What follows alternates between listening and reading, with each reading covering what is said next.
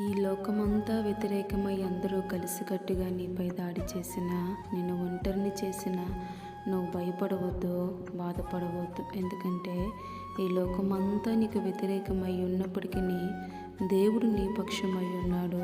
ఆయన నీ తోడై ఉన్నాడు. కనుక ఎల్లప్పుడూ నువ్వు ధైర్యంగా ఉండుము, ఎల్లప్పుడూ సంతోషంగా ఉండుము. ఎందుకంటే ఆయనకు తెలియకుండా నీ జీవితంలో ఏదియూ నిన్ను అంటలేదు, ఏదియూ నిన్ను ముట్టలేదు.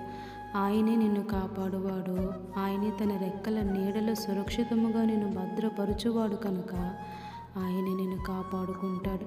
కనుక నువ్వు ధైర్యంగా ఉండుము, ఎల్లప్పుడూ సంతోషంగా ఉండుము. హల్లెలూయా.